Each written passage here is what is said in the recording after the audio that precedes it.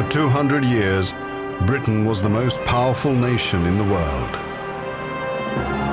From Canada to India, from Australia to Nigeria, from the Caribbean to South Africa, the British Empire once ruled over a third of the people on Earth. Newly discovered film, all in original color, reveals how the British viewed their imperial possessions. 1906, trooping the color for Edward VII, the zenith of imperial pride and pomp.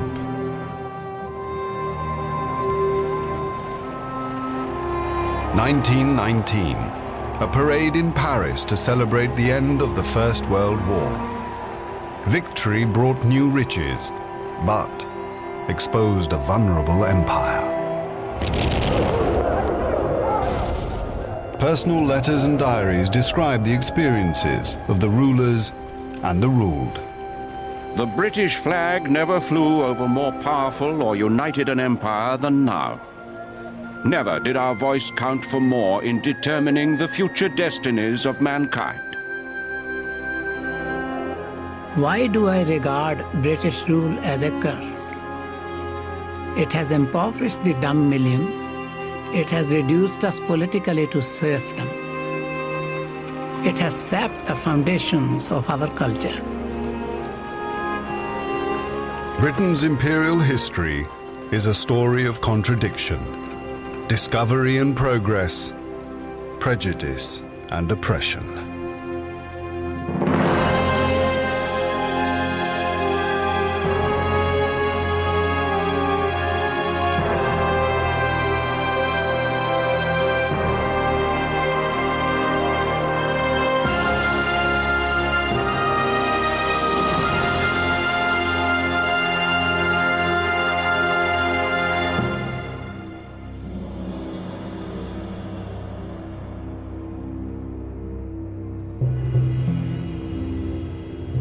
In 1926, Claude Frees Green filmed a journey from Land's End to John O'Groats in colour. The harbour town of St Ives. The busy streets of Cardiff. London's Petticoat Lane. This remarkable film captures the essence of Britain and her people.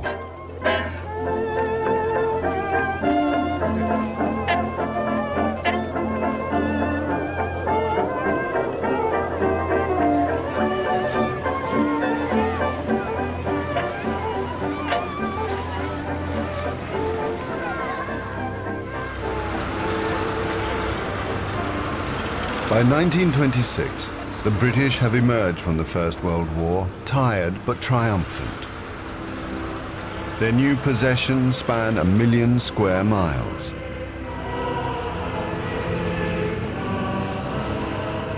Britain still has a passion for colonial rule and a desire to improve the lives of her subjects.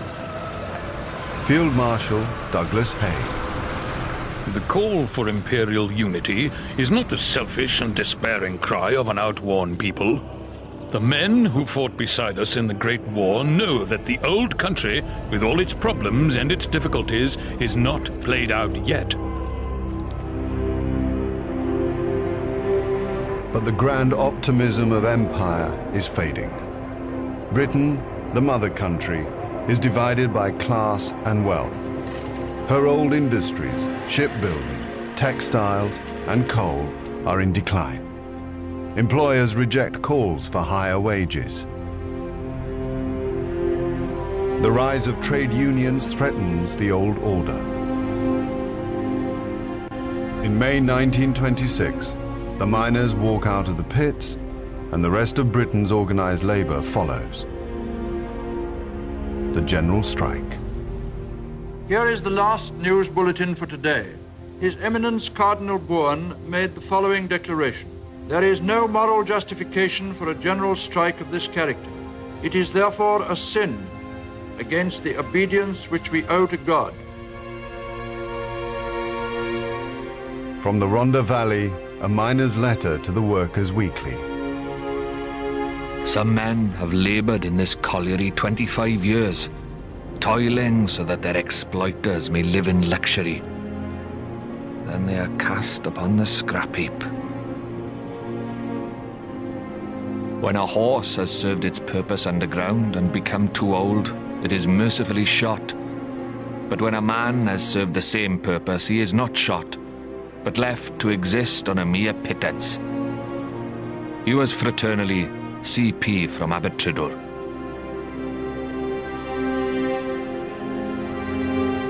After only 9 days, the general strike is broken. But it will be 8 months before starvation drives the miners back to the pits, forced to accept lower wages and longer hours.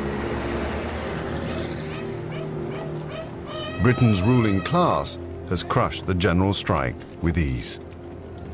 For decades, it has exercised power across the world, and nowhere more than in India.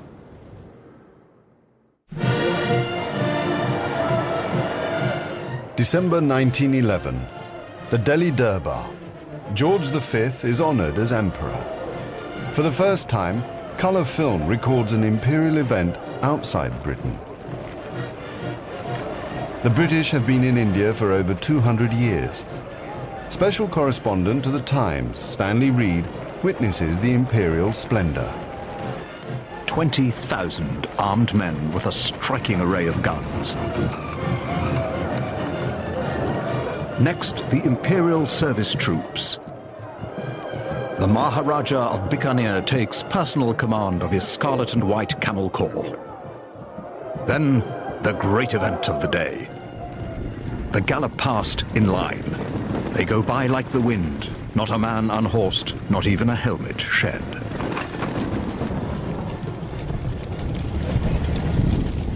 Grace Molyneux watches her husband, Major Edward Molyneux, ride past with the 21st Lancers.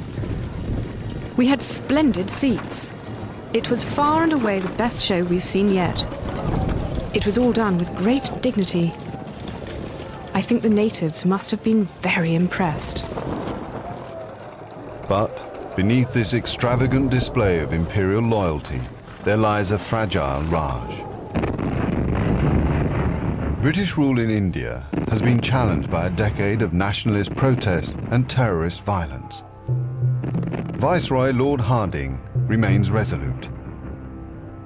I need hardly say that the government of India has never for a moment thought that the evolution of this country could be colonial self-government.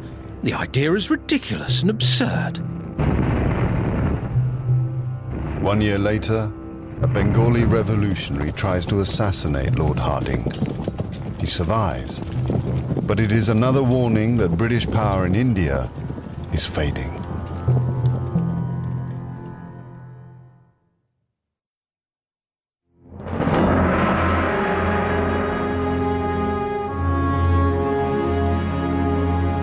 The British government in India has not only deprived the Indian people of their freedom, but has based itself on the exploitation of the masses and has ruined India.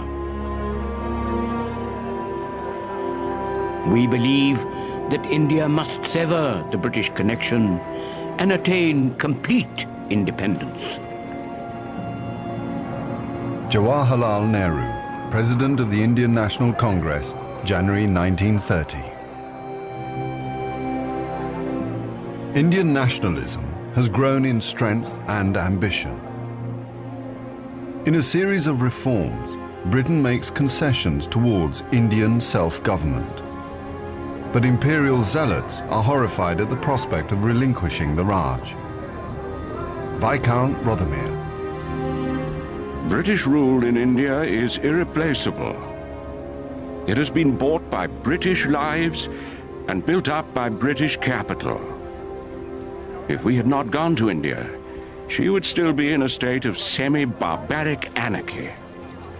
Our duty there is not to argue with base agitators, but to govern. The moon belongs to everyone. The best things in life are free. less than 100,000 British rule 315 million Indians. Marjorie Usher is governess to the children of an army colonel in Chakrata. Entertaining in this country is very simple. You just tell the servants how many are coming and they see to everything. We have 9 servants, including the ayah, the head servant, who acts as valet to Colonel Sterling, the khitmutgar, who waits at table and looks after the silver, and the dhobi, or washerman, who does our clothes very well indeed.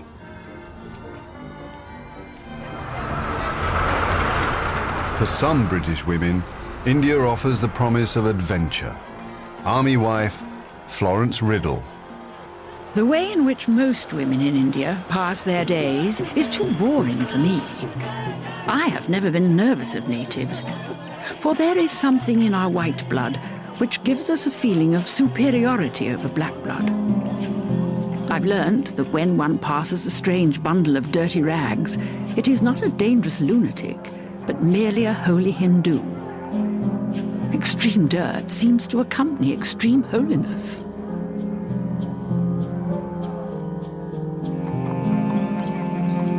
Joanna Bazalgette accompanies her husband Jack, an officer in the Indian Civil Service, on a tour of the Punjab.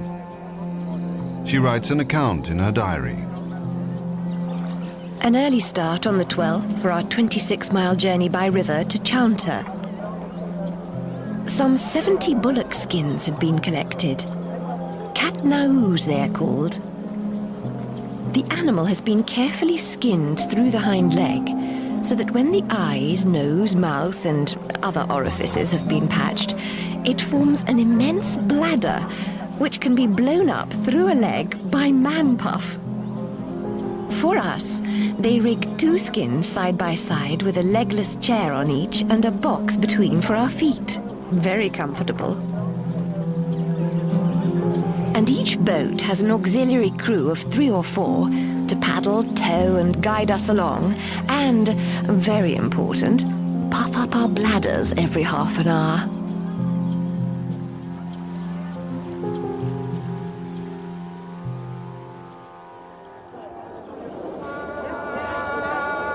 One-third of India consists of the princely states, ruled by Maharajas and Nawabs. The Indian princes are favoured and flattered by the British Raj, which considers them useful figureheads for indirect rule, and socially acceptable. On a tour of India, American tycoon Larry Thor visits one of the wealthiest states, Bikaner, and films the marriage of the Maharaja Gunga Singh's granddaughter to the Prince of Udaipur. This has to be one of the most elaborate spectacles of modern times. The princely bridegroom arrives on his elephant and approaches a platform where an official paints the ceremonial caste mark on his forehead. Then the boy, the center of all attention, is carried off to the temple on a solid silver palanquin. It really is a magnificent affair.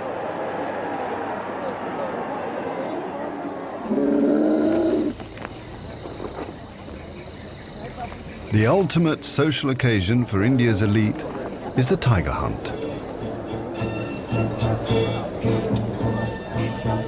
Political power and prestige are traded as Viceroy and Maharajas mingle in the jungles of northern India and Nepal. Private Secretary Yvonne Fitzroy. His Excellency and the Maharaja climb each to their howdahs. They are exceptionally comfortable, but nothing can really assuage the pangs caused by the admirable creature's walk. The art is to let yourself go and just wobble. Hunting tigers out in India, out in India.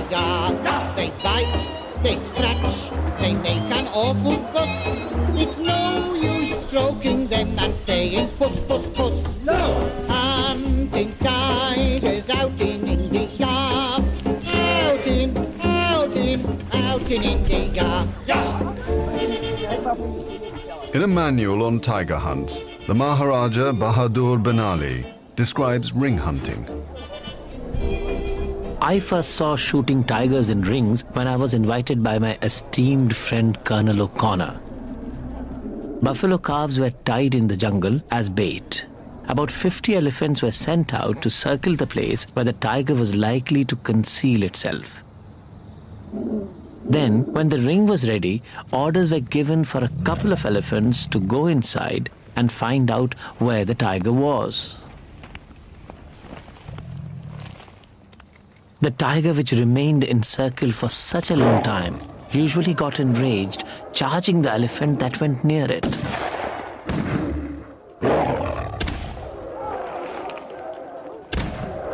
In the beginning, it's exciting. But after a while, the tiger becomes exhausted and lies down.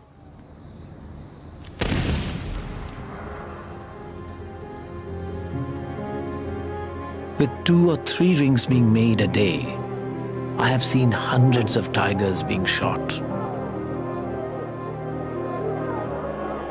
In just 10 weeks, Viceroy Lord Linlithgow's hunt kills 38 rhino, 27 leopards, 15 bears, and 120 tigers.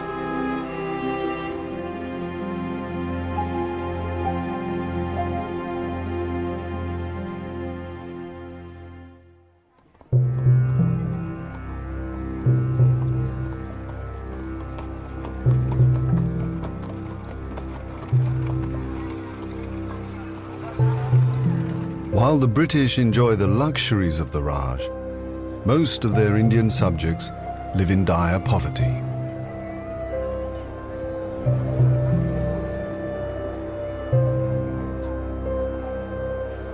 Padmasani Amal.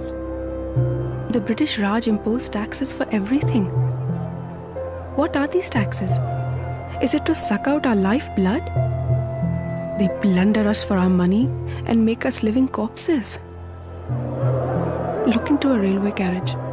There is breathing space for a gunny sack, but not for a man. It was in a train like this that my friend Mopillai died of suffocation.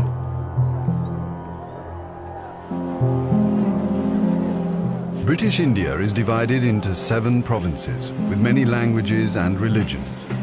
Violence between Hindus and Muslims is commonplace. Nationalists blame the British for a policy of divide and rule, but one man devotes his life to uniting India, Mohandas K. Gandhi. India has become so poor that she has little power of resisting famines. Little do town dwellers know how the semi-starved masses of Indians are slowly sinking to lifelessness. I have no doubt that England and the town dwellers of India will have to answer if there is a God above for this crime against humanity.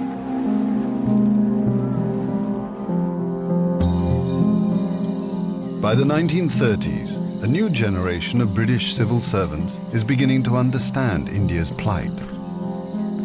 Writing to his mother in England, Assistant Commissioner of the Punjab, Penderell Moon. The poverty of the people is really astounding. Not so poor, no doubt, as 40 years ago, but they are conscious of their poverty nowadays and resent it. I don't know what the government is going to do about Gandhi. Unless we're very skillful, or very lucky, the situation is going to get steadily worse. I'm all in favor of granting full dominion status in, say, 10 or 12 years. But I suppose the government can be trusted to move with that fatal slowness which constitutes ordered progress.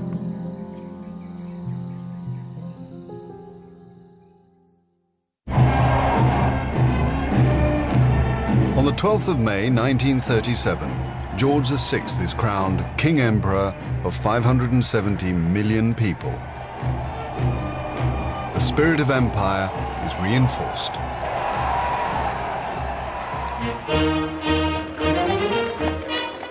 Each year, on the anniversary of Queen Victoria's birthday, Britain and her colonies celebrate Empire Day.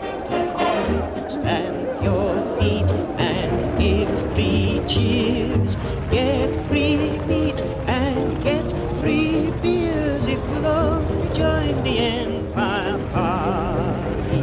Best make you feel at home. And if they can't get you all inside the Empire, they'll put you in the Hippodrome. School children are bombarded with imperial propaganda. In Bolton, they are asked to name their empire heroes. I think Christopher Columbus was the finest man that ever lived because he discovered the West Indies, where we get spices and fruit and other things. And if he hadn't proved that the earth was round, the empire would only consist of England, Scotland and Wales. I think Gandhi is the most courageous man. He fasts and walks about in India.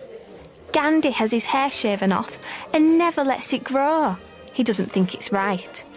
He is still alive.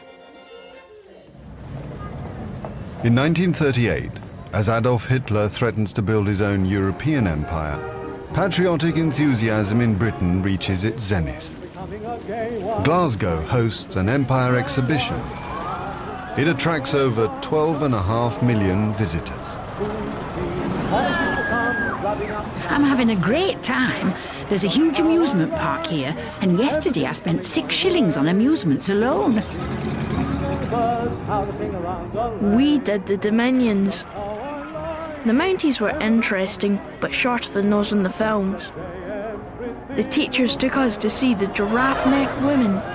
We already knew a lot about the foreigners from our book, Life in Many Lands.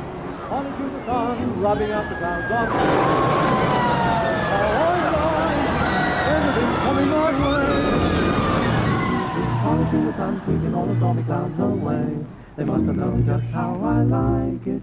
Everything's coming my way.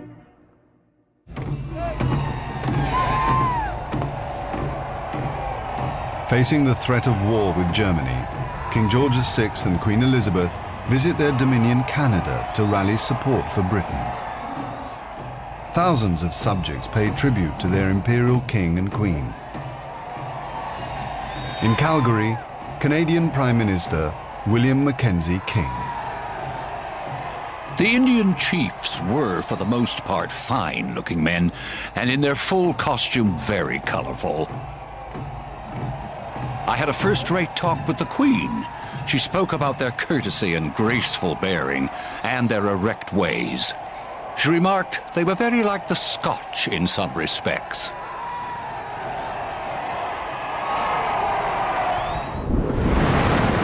The timing of the royal visit has not gone unnoticed.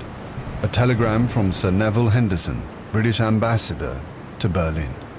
The visit of their Majesties to Canada has been given full publicity in the German press. They are at pains to create the impression that all is not well within the empire.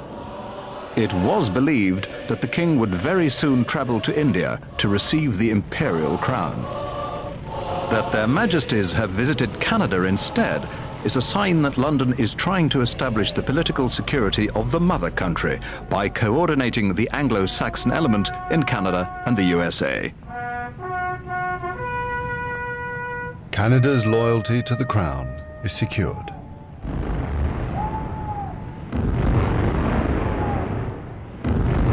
For the second time in 25 years, Britain and her empire will unite to fight a world war.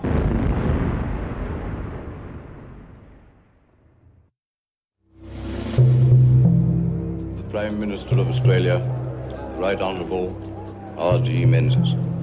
Fellow Australians, it is my melancholy duty to inform you officially that in consequence of a persistence by Germany in her invasion of Poland, Great Britain has declared war upon her, and that as a result, Australia is also at war.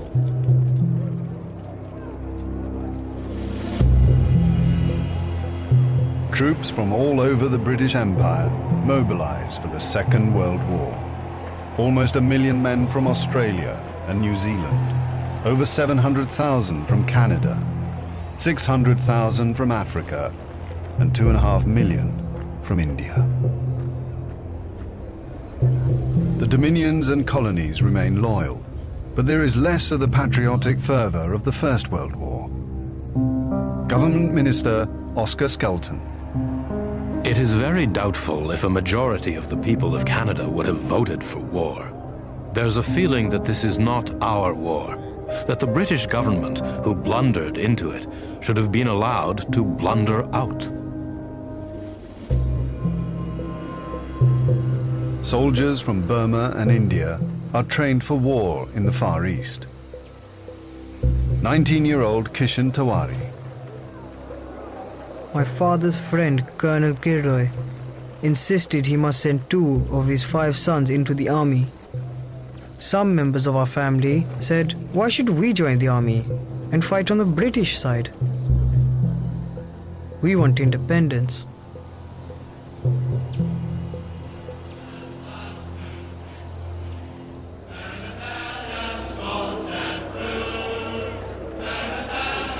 From New Zealand, troops are sent to fight in the Middle East.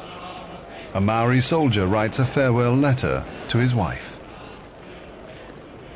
Dad and Ringi came to see us off, and I felt very lumpy in the throat when they left. I'm glad you weren't there. Mrs. Waka and a whole lot of other wives followed the train. All they could do was wave. I felt a funny sinking feeling. E nahora, goodbye.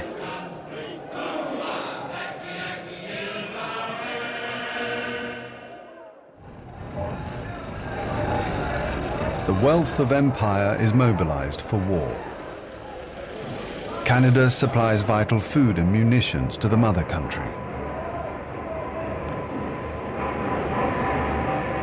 Gwen Lambton works the night shift in a weapons factory in Ontario. We punch the time clock at 7:30 and work a 10-hour shift, so we don't get out till 6 a.m. We are issued with cotton overalls which cover our clothes. You don't even have to wear stockings, although it's cold without. There is a constant hum of machines, and a loudspeaker near the ceiling trumpets popular music in march time to keep us awake. The songs have nothing to do with our work or the war.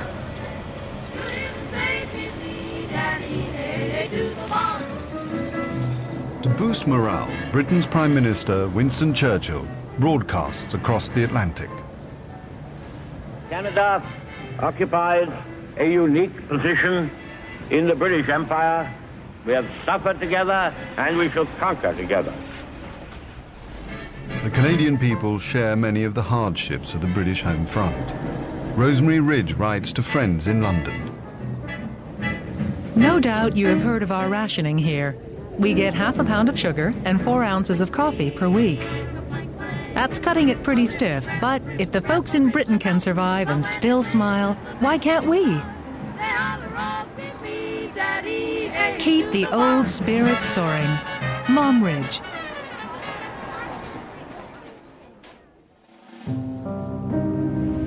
Tonight, I speak to you in Australia and New Zealand, for whose safety we will strain every nerve. I speak to you all under the shadow of a heavy and far-reaching military defeat. It is a British and imperial defeat. Singapore has fallen.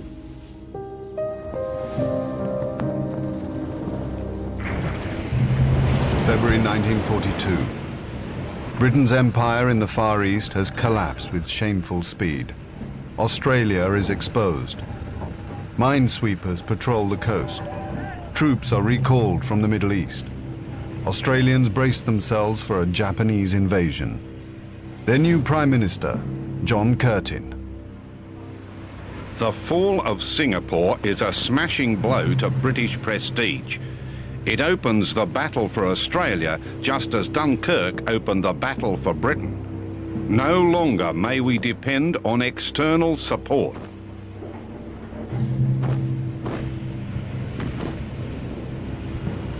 Just 4 days after the fall of Singapore,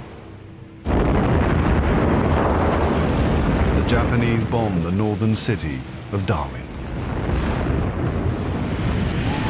On board HMAS Karangi, able seaman Harry Dale writes to his mother. The Japs' bullets are raking along the ship's side. We're firing at anything our guns can reach. Wherever you look, there are burning or sinking ships. Looks like a direct hit on the Peary. She's sinking, stern first. Nearly under now. The town looks to have some big fires. No one on our ship has been hit. We certainly have been lucky. Hope they don't come back. Just 1 hour later, the Japanese attack again. By the end of the day, over 240 Australians have been killed and 350 wounded. Australia and New Zealand feel let down by Britain. They turn to the United States for protection. GIs are drafted to defend Australia's northern territories. Prime Minister John Curtin. Without any inhibitions, I make it quite clear that Australia looks to America, free of our traditional links or kinship with the United Kingdom.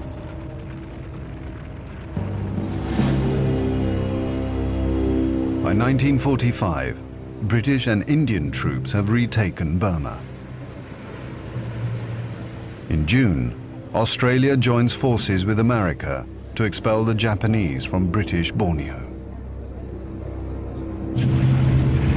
Vin McNamara of the 1st Australian Corps describes the fight for one of Britain's most distant colonies. As the assault waves swung into line, the support craft moved in, firing to cover the actual landing.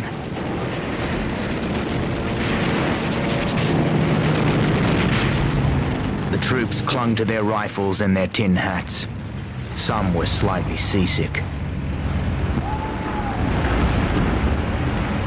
Soon we were ashore in force, slap bang into the enemy.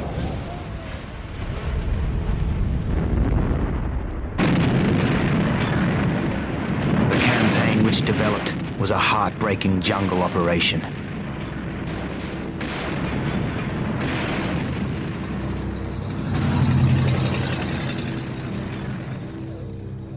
As the troops advance inland, they liberate hundreds of prisoners of war. Among them, Indian soldiers. The men of the 15th Punjab Regiment, who had tried single-handedly to defend the island when the Japanese attacked. Most of the Indian POWs are in a pitiful condition. They are half-starving, and many are very ill. However, the fortitude of these Indians is amazing. Even now, their standard of discipline is high. Of the 1,000 Punjabi soldiers taken prisoner, only 150 survived the Japanese camps.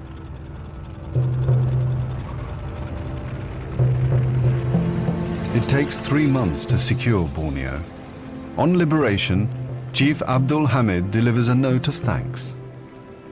We, the inhabitants, tender our gratitude towards the Australian forces who have delivered us from the cruel and unjust Japanese. Our true benefactors, the British government, have come back to us, and we pray for everlasting prosperity under the British flag. August 1945. 2 atomic bombs force a Japanese surrender. The war is over. 150,000 colonial troops have died in defense of the empire.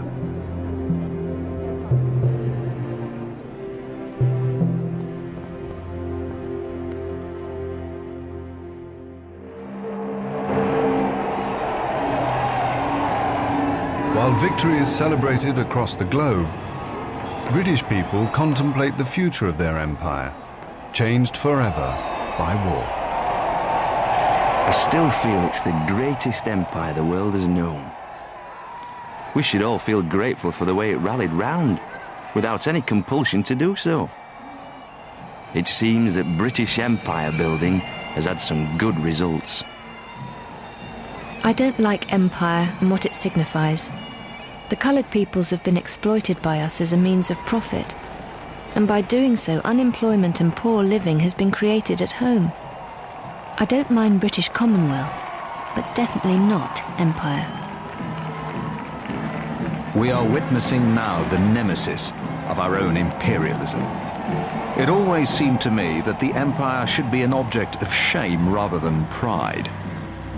Maybe we shall give in to India now, but it will be too late to do so with honor.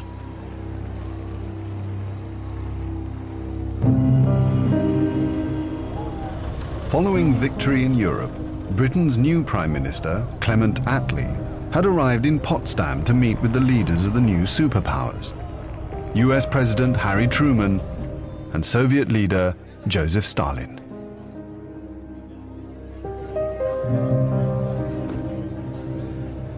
A new world order is emerging. Attlee's Labour government is committed to honouring a pledge to India. In 1942, in exchange for support in the war, Britain had promised India her independence. India's Viceroy, Lord Archibald Wavell. So there has been a landslide in favour of Labour. I'm afraid there will be a lot of inexperienced and rather wild legislators among them. However, there were very many stupid and tiresome Tories. I think Labour is likely to be more sympathetic towards India, but I shall find it difficult to persuade them that they must go slow.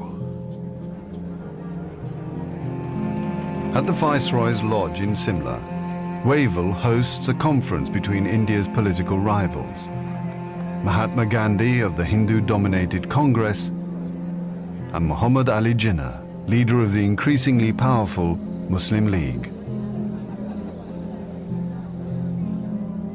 But after 20 days of intense discussions, Gandhi and Jinnah are no closer to agreeing on the future of India.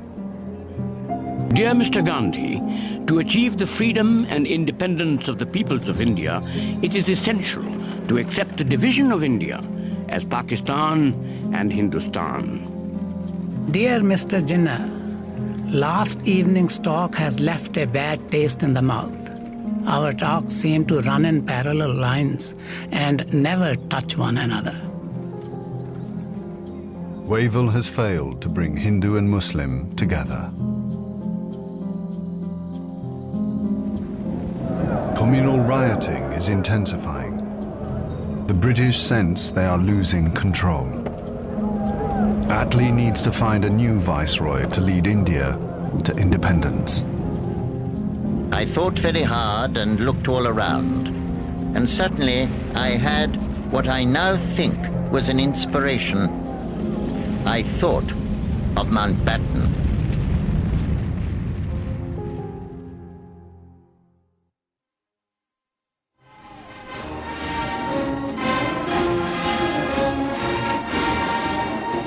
In March 1947, Earl Louis Mountbatten and his wife Edwina arrive in New Delhi. The great-grandson of Queen Victoria and second cousin to George VI, Mountbatten brings a regal presence to the drama of India's independence. As the last viceroy, he bears responsibility for India's fate. 2nd of April, 1947. I have now completed my first week in office. I should like to be able to paint an encouraging picture of my first impressions, but feel it would be misleading if I did so. The scene here is one of unrelieved gloom. At this early stage, I can see little common ground on which to build any agreed solution for the future of India. The only conclusion I have been able to come to is that unless I act quickly, I may well find the real beginnings of a civil war on my hands.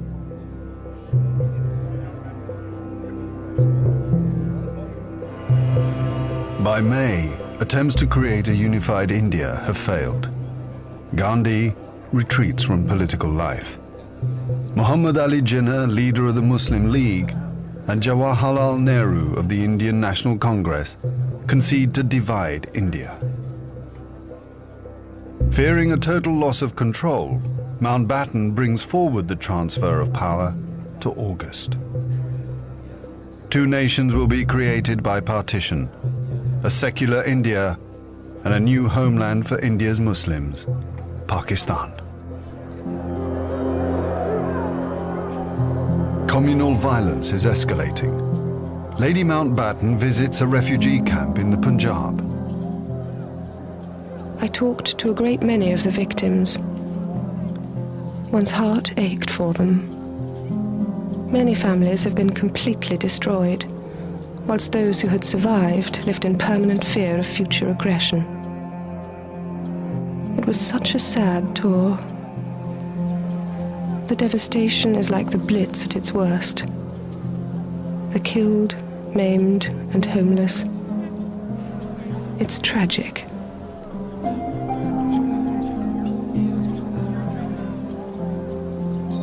After 250 years in India, Mountbatten has given the British only 73 days to leave.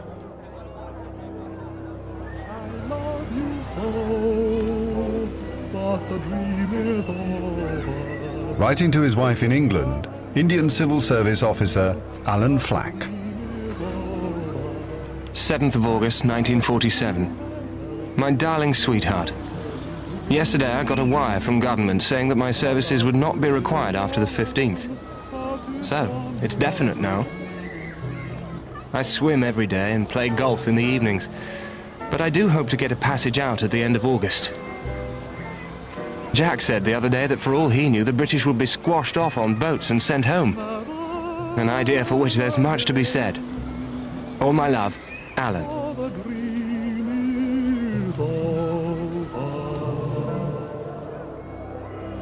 On the eve of independence, Nehru addresses the people of India. Long years ago, we made a tryst with destiny, and now the time comes when we shall redeem our pledge. At the stroke of the midnight hour, when the world sleeps, India will awake to life and freedom.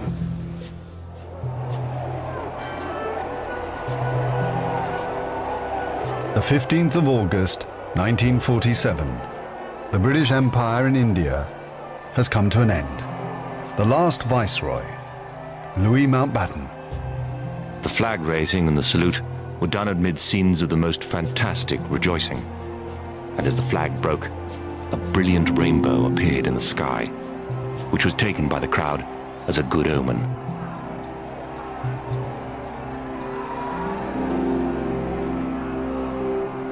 Qasim Muhammad. On the 15th of August came freedom. The freedom to burn, loot and murder. While Delhi and Karachi were celebrating, central Punjab was burning.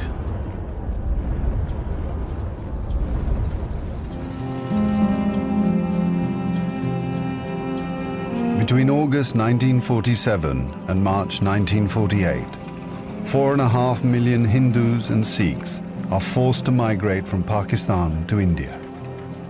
6 million Muslims must move in the opposite direction. Britons and Indians witness the bloodshed. Shahid Ahmed. It is a battleground. People have gone mad. Trains to Pakistan are being looted and occupants slaughtered. We all knew that carnage was in the offing. So did Mountbatten. The British Empire, which tried to build India over centuries, can never live down this great tragedy.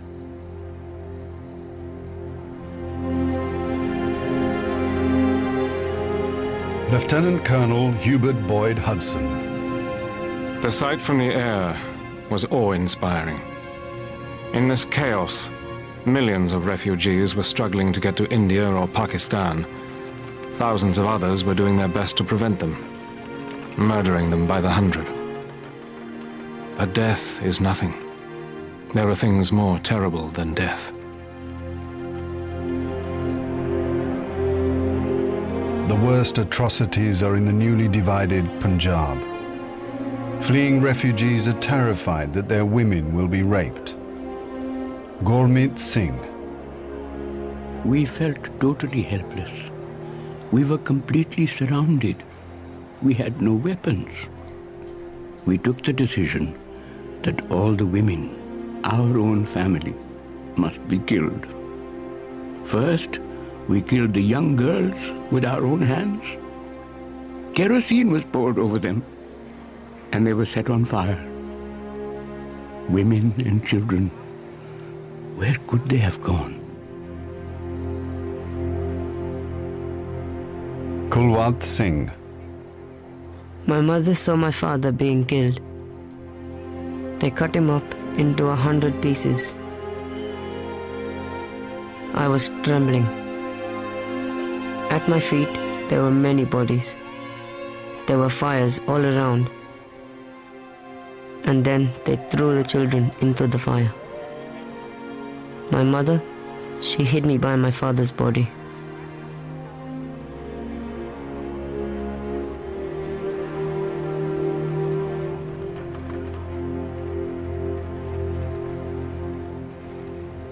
"10 million people are displaced in the partition of India. 1 million are dead."